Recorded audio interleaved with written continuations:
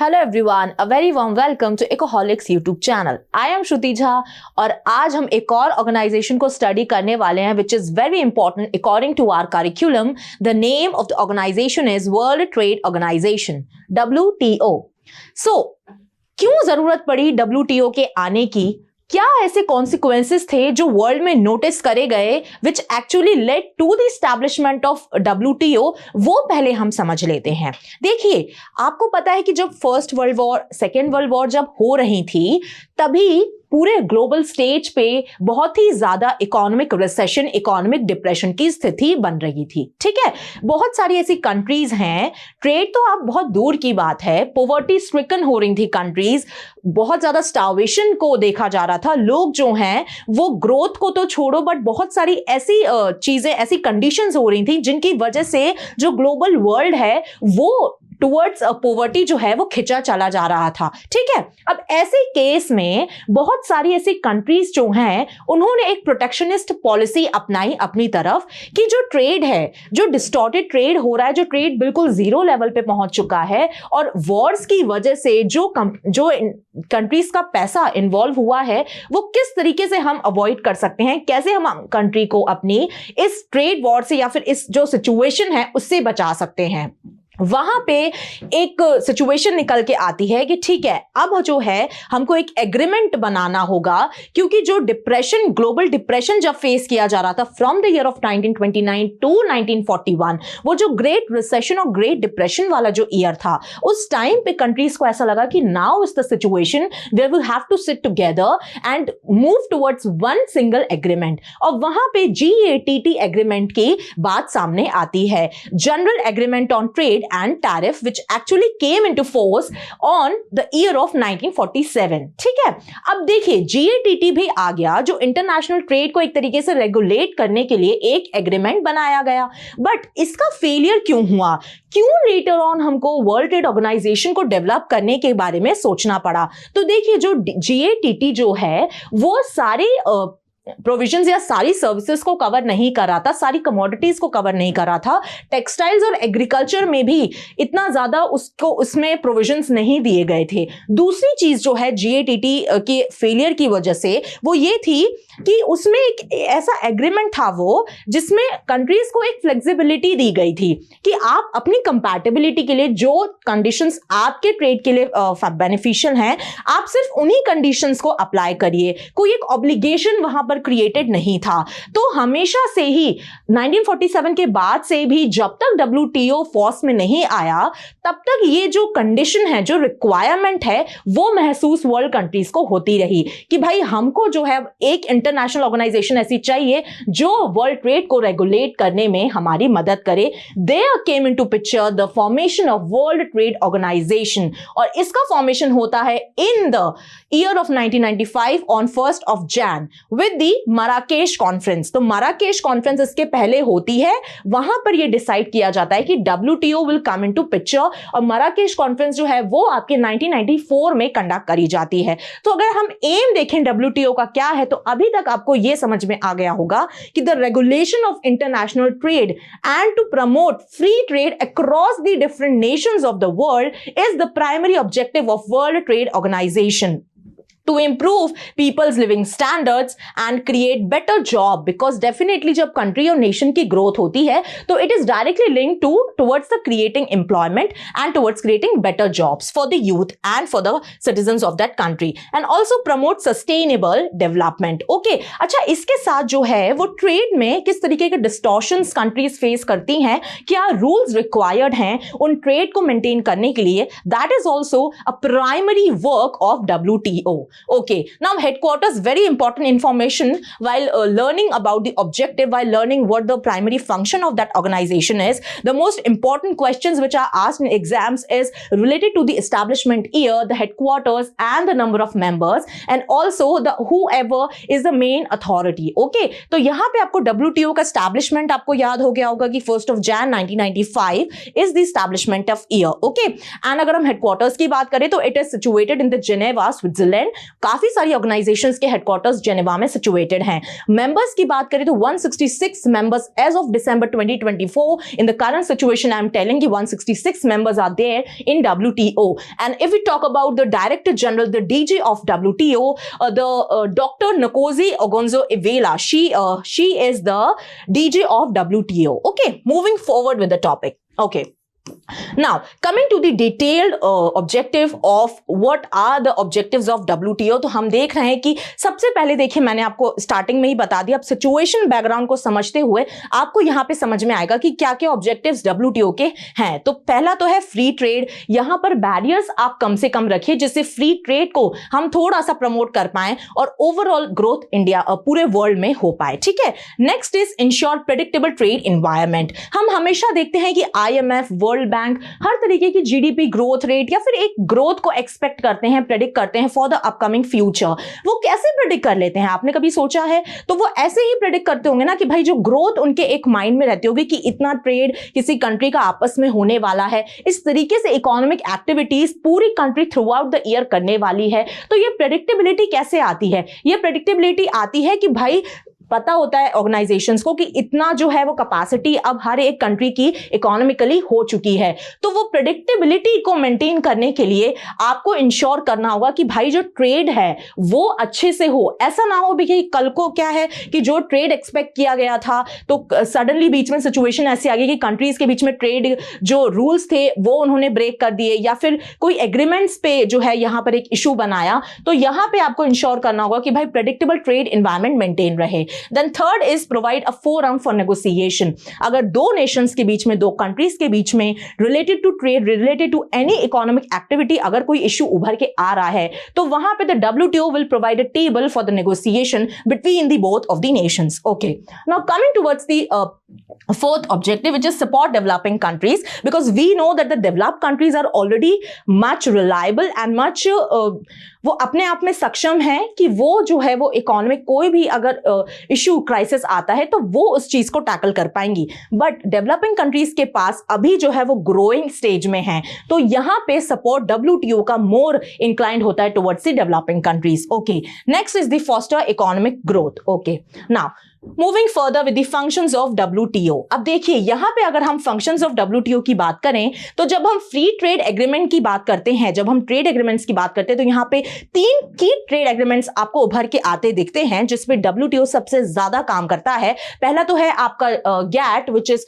General agreement of trade and tariff. Next is GATS which is general agreement on trade in services, ये आपका services से related है। और तीसरा आपका आ जाता है ट्रिप्स। ठीक है, ये तीनों एग्रीमेंट को हम अभी आगे डिटेल में देखते हैं। फर्दर के लिए आप इतना जान लीजिए कि ये जो 3 की एग्रीमेंट्स हैं वो WTO के बहुत इंपॉर्टेंट एग्रीमेंट्स हैं। Okay, now dispute settlement. मैंने आपको बताया कि कोई भी दो कंट्रीज के बीच में कोई भी इकोनॉमिक एक्टिविटी को लेकर अगर डिस्प्यूट उभर के आ रहा है तो वहां पे WTO will act into mediation और वो वहां पे कोशिश करेंगे कि कंसिलिएशन फॉर्म किया जाए दोनों नेशंस के बीच में कि जो भी उनके ट्रेड इश्यूज अभी उभर के आ रहे हैं वो सॉर्ट आउट किए जाएं और ट्रेड को फैसिलिटेट किया जाए between the two of the nations. Okay, trade negotiations provides a platform for trade negotiations such as the Doha Development Round। ठीक है, दोहा डेवलपमेंट राउंड जो था वो 8th डेवलपमेंट राउंड था जहां पर WTO के और ज्यादा प्रोविजंस को डिस्कस किया गया कि कौन सी ऐसी सर्विसेज हैं जिनको हमको ट्रेडिंग एक्टिविटीज में इन्वॉल्व करना चाहिए। तो दोहा डेवलपमेंट राउंड जो था उसमें और 20 मोर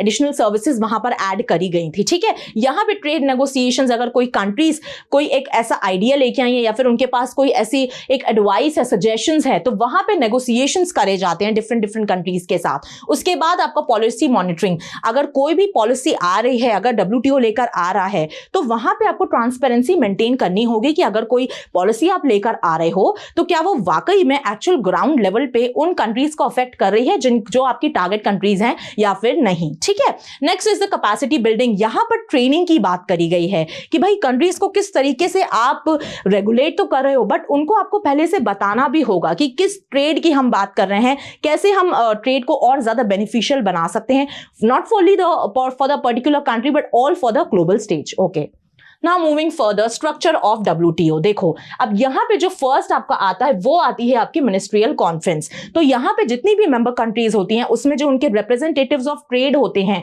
वो यहां पर इसके मेंबर्स होते हैं और ये वंस इन 2 years, ठीक है, 2 साल में एक बार यहां पर मिनिस्ट्रियल कॉन्फ्रेंस की मीटिंग होती है। उसके बाद आप अगर देखो तो जनरल काउंसिल आती है, जिसमें आपकी 2 आपको बॉडीज देखने को मिलेंगी। एक तो है आपकी डिस्प्यूट सेटलमेंट बॉडी, नेम से ही आपको समझ में आ रहा है कि इसका फंक्शन क्या होगा, and the second is the trade policy review body, ठीक है। इसके बाद अगर आप देखो जनरल काउंसिल में और कौन कौन सी बॉडीज फॉल करती हैं, तो पहला तो आपका हो गया गुड्स काउंसिल, यहां पे आपको देखने को मिलेगा गुड्स काउंसिल, एंड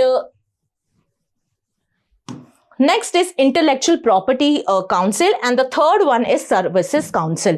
तो ये जो जनरल काउंसिल है ये आपके डे टू डे ऑपरेशन से डील करती है, और ये काफी ज्यादा इन द अपकमिंग ईयर अगर हम 1 साल की बात करें तो ये काफी ज्यादा मीटिंग्स इनकी हेल्ड होती हैं, क्योंकि इनको डे टू डे ऑपरेशन से डील करना होता है। Okay, now moving with the key WTO agreements, जिन एग्रीमेंट्स को मैंने आपको बताया पहले कि GATT, GATS, TRIPS, TRIMS, all of these agreements हम इस वाले सेशन में पढ़ने वाले हैं, इस वाले स्लाइड में। Okay, first is the general agreement on tariffs and trade. तो देखिए यहां पे जो आपको पता है जो इंपोर्ट ड्यूटीज लगाई जाती है किसी कंट्री के द्वारा, अभी हमने देखा था जब मैंने अमेरिका पॉलिसी वाला आपको टॉपिक समझाया था, आपने वो वीडियो अगर देखा नहीं हो तो आप प्लीज देखिएगा जाके, वहां पे मैंने आपको क्लियरली बताया था कि कोई भी कंट्री कितनी ज्यादा इन्वॉल्व होती है अपनी ग्रोथ की तरफ। उनको ये होता है कि भाई हमारी कंट्री की ग्रोथ किसी तरीके से अफेक्टेड नहीं होनी चाहिए। तो अमेरिका ने भी हमारे ऊपर टैरिफ्स लगाने की बात करी थी, कि रेसिप्रोकल टैक्स की बात करी गई थी, क्योंकि उनको ऐसा लग रहा था कि उनकी जो कंपनीज हैं उनके ऊपर बहुत ज्यादा टैक्सेस लगाए जा रहे हैं इंडिया में, ठीक है। तो ऐसे केस में जो टैरिफ्स है वो कंट्री खुद ही अपने आप अप्लाई करती चली जाती हैं, क्योंकि उनको अपना नुकसान नहीं कराना होता है। इसलिए जो भी वो टैरिफ्स अप्लाई कर रही है कि दूसरी कंट्री से जो उनके यहाँ इंपोर्ट आ रहा है वो एक्सपेंसिव हो जाए, जिससे उसकी उनकी कंट्री में डिमांड बिल्कुल तरीके से कम हो जाए। तो यहां पे ये एग्रीमेंट जो है वो ये कोशिश करता है कि जो टैरिफ्स हैं उसका रेट एक सिंप्लीफाई होना चाहिए और बहुत ज्यादा डिस्टॉर्टिंग नहीं होना चाहिए towards the global trade. Fine, now moving towards the agreement on agriculture. अब देखिए ये वाला जो एग्रीमेंट है ऑन एग्रीकल्चर, इसमें आपको 3 सब्सिडीज देखने को मिलती हैं, ठीक है। कौन कौन सी सब्सिडीज देखने को मिलती हैं, तो देखिए सबसे पहली आपकी होती है ग्रीन बॉक्स। यहां पर आपकी 3 सब्सिडीज में से पहली है आपकी ग्रीन बॉक्स, सेकेंड है आपकी एम्बर बॉक्स, सेकेंड है आपकी amber box, and the third one is the blue box. Okay, now further going with the explanation, first of all is the green box. अब यहां पे ग्रीन बॉक्स में कोशिश की जाती है कि ऐसी एक्टिविटीज को रखा जाए, ऐसी सब्सिडीज को रखा जाए, क्योंकि आप एग्रीकल्चर की बात कर रहे हो तो एग्रीकल्चर जोन में, एग्रीकल्चर सेक्टर में बहुत ज्यादा सब्सिडीज कोई भी कंट्री प्रोवाइड करती है in order to boost the productivity in the agriculture sector, ठीक है। तो यहां पे जो ग्रीन बॉक्स है इसमें ऐसी सब्सिडीज को रखा जाता है जो कि ओवरऑल ट्रेड को डिस्टॉर्ट बिल्कुल भी नहीं करती हैं। तो इसीलिए यहां पे कैपिंग नहीं होती है, ठीक है, क्योंकि WTO का मानना है कि ऐसी एक्टिविटीज अगर सब्सिडीज कोई कंट्री दे रही है अपने नेशन में, अपने डोमेस्टिक प्लेयर्स को, तो वो ओवरऑल ट्रेड को कोई भी नुकसान नहीं पहुंचा रही। तो यहां पे उनका मानना है कि ठीक है हम कैपिंग नहीं रखते हैं। बट अगर आप एम्बर बॉक्स की बात करो जो बहुत ज्यादा न्यूज में रहता है when it comes to WTO, तो यहां पे जो है वो WTO का मानना है कि भाई आप सब्सिडी तो प्रोवाइड कर रहे हो, बट आप देख के प्रोवाइड करिए कि ऐसा ना हो कि आप इतनी ज्यादा सब्सिडी प्रोवाइड कर दो कि वो ओवरऑल ट्रेड को ही डिस्टॉर्ट करने लगे, ठीक है। जैसे MSPs हो गया, ये सारी जो भी हैं चीजें जो सब्सिडीज एक गवर्नमेंट अपने डोमेस्टिक फार्मर्स को देती है वो आपके एम्बर बॉक्स में आती हैं। और यहां पे अगर आप कैपिंग की बात करो तो यहां पे 5% कैपिंग रखी गई है डेवलप्ड नेशंस के लिए। डेवलप्ड कंट्रीज जो हैं उनके लिए 5% कैपिंग रखी गई है, और 10% जो कैपिंग है वो आपकी डेवलपिंग कंट्रीज के लिए रखी गई है। तो इतनी ही सब्सिडी अलाउड है अगर आप एम्बर बॉक्स में फॉल कर रहे हो तो, ठीक है। अब आपको लग रहा हो कि भाई सब्सिडी के बेसिस पे क्यों ऐसा कोशिश की जा रही है, कि सब्सिडी कैसे अफेक्ट कर सकती है, ठीक है। अब आप देखो जो यूरिया है हमारा, जो अगर यूरिया हम बोले इंडिया में सब्सिडाइज्ड रेट पे चलता है, ठीक है। अब अगर यूरिया हमारे यहाँ 150 रुपए का है और अगर 150 रुपए का वो मिल रहा है, तो फार्मर्स को अगर वो सब्सिडाइज्ड रेट पे 100 रुपीज का मिल रहा है, तो obviously the farmers will go for the 100 rupees वाला यूरिया, नॉट फॉर द 150 वाला यूरिया, ठीक है। तो ऐसे केस में जो बाहर से इंपोर्ट्स हमारे कंट्री में आ रहे हैं, हो सकता है कि यूरिया कहीं और कंट्री से भी आ रहा हो, तो उनका तो फिर बिल्कुल सेल ही नहीं होगा हमारे इंडिया में। तो इस तरीके से उनको जो है वो नुकसान झेलना पड़ता है। इसलिए सब्सिडीज जो हैं वो एक तरीके से इंटरनेशनल ट्रेड में एक की फैक्टर प्ले कर सकती हैं। उसके बाद आप देखो, अगर ये आपका हमारा था सेकेंड वाला पॉइंट, थर्ड वाला अगर हम देखें तो एग्रीमेंट ऑन ट्रेड फैसिलिटेशन, किस तरीके से ट्रेड एक्टिविटीज को और ज्यादा फ्लुएंट बनाया जाए और ज्यादा स्मूथ बनाया जाए जिससे दोनों ही कंट्रीज का फायदा हो, वो इस एग्रीमेंट का एक मेजर मोटिव होता है। Okay, now coming towards the fourth one which is JATS, general agreement on trade in services. इसमें आपकी बैंकिंग हो गई,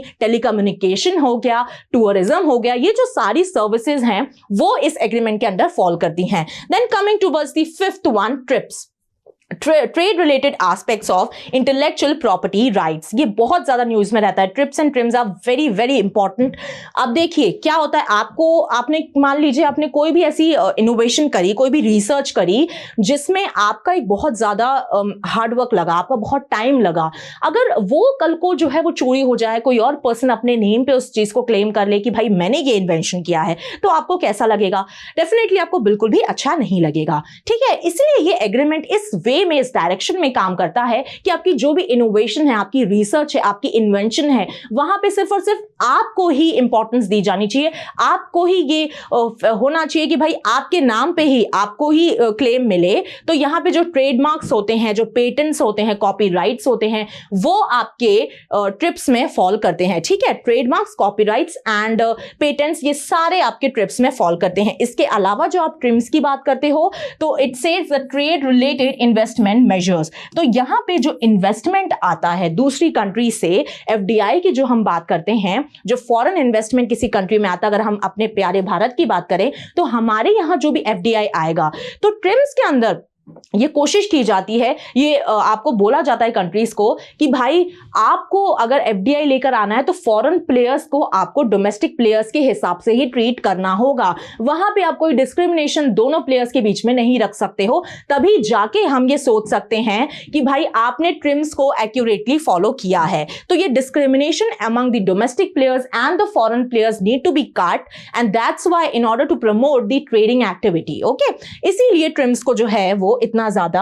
आप देखते हो। ठीक है, coming towards the India and WTO। अब अगर हम इंडिया की बात करें कि WTO के कॉन्टेक्स्ट में क्या क्या हम चीजें देख सकते हैं आगे इन फ्यूचर ऑल्सो, तो इंडिया देखिए, India was a founding member of WTO और काफी ज्यादा इंडिया के साथ WTO के कॉन्फ्लिक्ट्स भी चलते रहते हैं, एंड ज्यादातर कॉन्फ्लिक्ट्स आपको सब्सिडीज के फॉर्मेट में देखने को मिलते हैं, बिकॉज आपको पता है कि इंडिया में एग्रीकल्चर सेक्टर में बहुत ज्यादा सब्सिडीज प्रोवाइड करी जाती हैं। तो पहला तो आपका आ गया एग्रीकल्चर। ठीक है, यहां पे कोशिश की जाती है कि स्मॉल एंड मार्जिनल फार्मर्स को किसी तरीके से नुकसान ना पहुंचे। देखिए वही बात आ गई सब्सिडीज की, क्योंकि स्मॉल एंड मार्जिनल फार्मर्स के पास वैसे ही इनकम कम है, अगर गवर्नमेंट उनको सब्सिडी भी नहीं प्रोवाइड करेगी तो वो तो पूरी तरीके से ही फिर एक तरीके से उनका जो फार्मिंग एक्टिविटी है पूरी तरीके से खत्म हो जाएगी। तो गवर्नमेंट को आना पड़ता है, उनको बीच में सब्सिडी देनी पड़ती है, जिससे जो स्मॉल एंड मार्जिनल फार्मर्स है उनकी लाइवलीहुड किसी तरीके से खत्म ना हो जाए। ठीक है, और इसके अलावा also they have to support the domestic measures under the AOA। अच्छा, सर्विसेज सेक्टर की अगर आप बात करो तो यहां पे कोशिश की जा रही है कि जो general agreement on trade and services है वहां पे थोड़ा सा इंडिया बोलता है कि भाई आप लिबरलाइजेशन थोड़ा क्रिएट करिए। ठीक है, ये इंडिया का मानना है। उसके बाद इंटेलेक्चुअल अगर प्रॉपर्टी की बात करो तो यहां पे जो है वो बोला जा रहा है कि भाई ट्रिप्स के साथ हमको काम करके चलना होगा, हमें बैलेंस एक मेंटेन करना होगा ट्रिप्स के साथ। ठीक है, विद पब्लिक हेल्थ प्रायोरिटीज। आपको पता है जब कोविड सिचुएशन आई थी तो इंडिया ने बहुत सारी मेडिसिन बहुत सारी कंट्रीज को फ्री में बांटा था। क्यों बांटा था? क्योंकि इंडिया की गुडविल भी है। इंडिया एक ऐसी कंट्री है जो बाकी कंट्रीज को भी भला सोचती है। ठीक है, चाइना की तरह नहीं है कि भाई चाइना जो है वो बहुत ही ज्यादा खुद में ही रहते हैं और वो दूसरी कंट्रीज के भले के बारे में बिल्कुल भी नहीं सोचते, बहुत ज्यादा सेल्फिश किस्म का नेचर है चाइना का। ठीक है, बट इंडिया के केस में देखो तो इंडिया ने काफी ज्यादा फ्री मेडिसिन उस टाइम पे बांटी थी। तो यहां पे कोशिश की जा रही है कि भाई ऐसा ना हो कि आप हेल्थ सेक्टर में इस चीज को आप इन्वॉल्व मत करिए, कि भाई अगर कहीं पे अगर मेडिसिन को की बात आ रही है तो आप वहां पे थोड़ा सा एक देखिए कि भाई कहां ज्यादा नीड है तो हम वहां पर मेडिसिन को पहुंचा सकते हैं। तो यहां पे अफोर्डेबल एक्सेस टू मेडिसिन की बात करी गई है।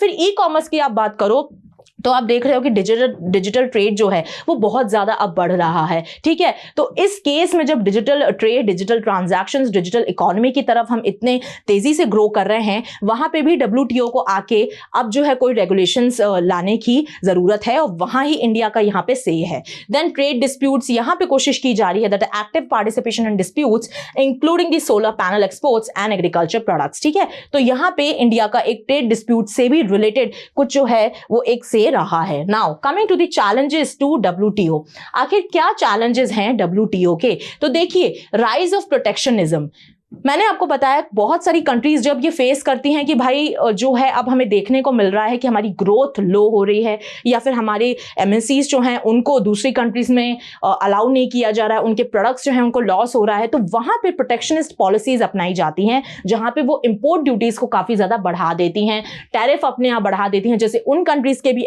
जो इंपोर्ट्स आते हैं उनकी कंट्री में वो महंगे हो जाएं। तो यहाँ पे ये एक बहुत बड़ा चैलेंज है जो WTO को एड्रेस करना चाहिए। फिर इसके आप देखो दोहा डेवलपमेंट राउंड, तो ये भी एक तरीके से फेल कर गया था। मैंने आपको इनिशियल डेज में भी बताया कि इनिशियल टाइम पे बताया मैंने आपको कि भाई क्यों फेल कर गया था, क्योंकि नेगोशिएशंस तो हो रहे थे, बट अल्टीमेटली जो सेक्टर्स की बात करी गई थी वहां पे एक से नहीं बन के आ पा रहा था, जो भी कंट्रीज इन्वॉल्व थी इस दोहा डेवलपमेंट राउंड में, जो कि आपका नवंबर 2001 में कंडक्ट हुआ था। Okay, now coming to the appellate body crisis, ये देखिए ये जो है 2019 के सिचुएशन है। तो यहाँ पे क्या हुआ था, यूएस ने यहाँ पे अलाउ नहीं किया था अप टू 2 इयर्स कि यहाँ जो जजेस हैं उनको अपॉइंट किया जाए, तो जो 2 साल तक जो ट्रेड डिस्प्यूट्स थे उनको सेटलमेंट नहीं किया जा सकता था। तो ऐसे में एक क्राइसिस हमेशा बना रहता है, क्योंकि यूएस जो है वो एक डेवलप नेशन है, उनका से भी ज्यादा रहता है, हर एक ऑर्गेनाइजेशन में आप देखो कंट्रीब्यूशन भी उनका ज्यादा रहता है।